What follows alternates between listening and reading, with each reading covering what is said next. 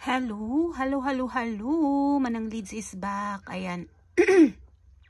Ewan ko ba kung anong pumasok sa kukote ko at parang gusto kong i-browse yung mga videos na na-upload ko sa channel ko na to.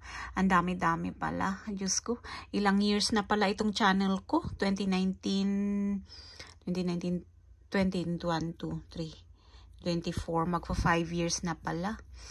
Kasi, yun nga, yung purpose ko kasi originally, bakit ako nag-create ng channel is not actually to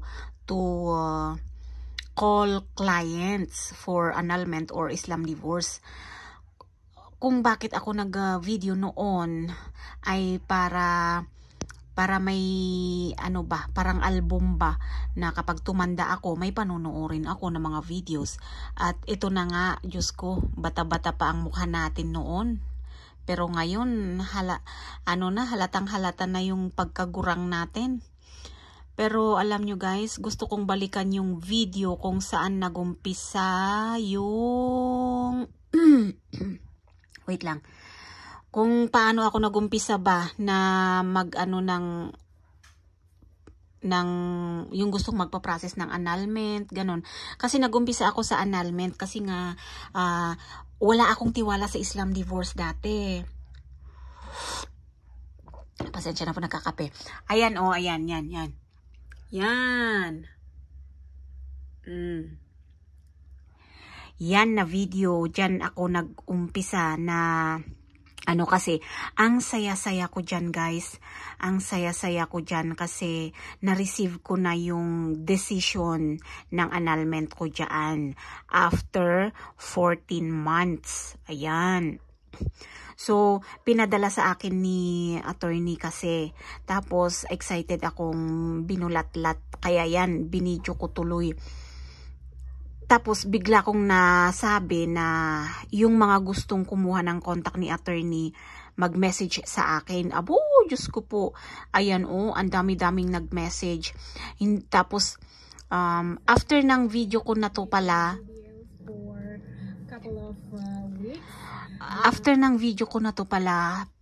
tumigil ako. Parang pinabayaan ko ba? Siguro magto 2 months. Kasi hindi naman vlogging ang purpose ko noon. Tapos nung inopen ko ulit yung channel ko, nagulat ako. More than 10k yung views. Tapos ang dami-daming comments dito. Hindi ko na na-replyan ito guys. Ayan. Ang dami-daming nagtatanong kung taga saan yung lawyer, sinong lawyer ko, ganun. Kaya yun, dito ako nag-umpisa guys para mag-offer sa inyo ng annulment lawyer. Yun. So, ito 3 years ago. So, ibig sabihin, 19, 20, 21, 22, 2022. Kasi yung Islam divorce, parang kailan lang 2023 yata ako nag-start. Kasi dahil naman sa isang video ko ulit na sinabi ko kasi doon na na hindi totoo ang Islam divorce. Kasi nga hindi ako dahil nga doon sa ang dami-daming nagme-message sa akin na na hindi daw totoo yun, na-scam daw sila, tapos biglang may nag-message sa akin na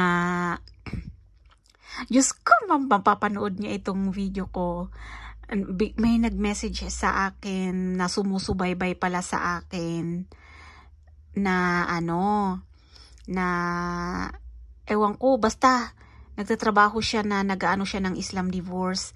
Bigla siyang nag-message sa akin na hindi naman totoo na scam ang Islam divorce. Meron naman talaga. Ito. Yan. So, yan yung video ko. Unang-unang video ko about Islam divorce na sinasabi ko na hindi totoo ang Islam divorce. Kasi yun nga yung alam ko. Hanggang sa may nag-message sa akin na 3 tao yata. Tapos may mga comments pa dito na parang nang babash sa akin. Dinilit ko na yung iba. Huwag kang magsalita ng hindi mo alam yung ganun na comments ba. Parang nasaktan ako dun kaya dinilit ko. May mga comments dyan na negative kasi ayaw nila dun sa sinabi ko na scam ang Sharia divorce. Ay, sorry naman po. Hanggang sa may nag-message sa akin na 2 tao na nagpa-process talaga sila ng Islam divorce. In-explain nila sa akin yung validity ng Islam divorce. Kaya mula noon, dun ako na-convince na hanggang sa nakapag-try na ako na magbigay ng kliyente sa kanila, na process nila, natapos, yun. Tapos, yun na, sinundan ko na ng apology video na nagsusorry ako dun sa sinabi ko sa unang video ko about Islam. Kasi nga naman, inaamin ko naman na nag-video ako na one-sided lang yung pinakinggan ko. Kaya yun. So, yun yung naku, bakit ako napunta sa ganitong video.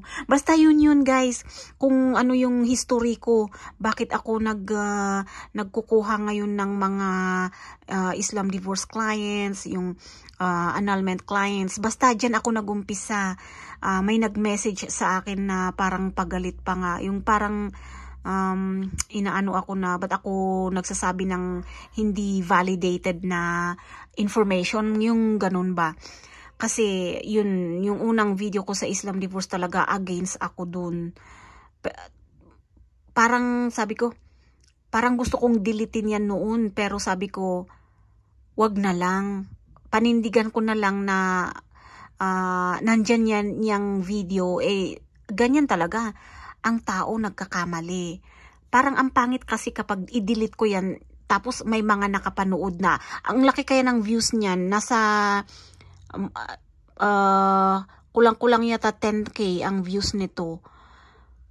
Parang ang pangit-pangit kasi na i-delete ko yan, tapos mag-video ako na sinong gustong magpa-process. So, ang ginawa ko guys, naggawa na lang ako ng apology video. Inamin ko na nakagawa ako ng ganong video kasi yun yung alam ko noon. Mali ko naman talaga. O, kita nyo, 8K yung views niya. Mali ko naman talaga na nagsabi ako, nag-video ako na hindi muna ako nag-research. Kaya after nung parang may nang away sa akin, yun na, nag-research na ako. Kaya yun, marami din akong nalaman about Islam divorce. Kaya eto na, mas gusto pa nga ng Islam divorce na ngayon kaysa sa annulment tuloy. Diyos ko, yung mag-message sa akin na sabihin natin 10, baka 1 o wala pa yung nagtatanong sa annulment. Kasi mas prefer na nila yung Islam divorce. Yan. So yun guys, nako, ang sarap balikan ng ng mga old videos ko. Ayan, so 2025 na. Okay, thank you so much. Napachika tuloy ako. Bye-bye. Please continue watching my videos and share it also. Baka mamaya may mga friends kayo na nangangailangan. Anyways, legit naman po. Bye-bye.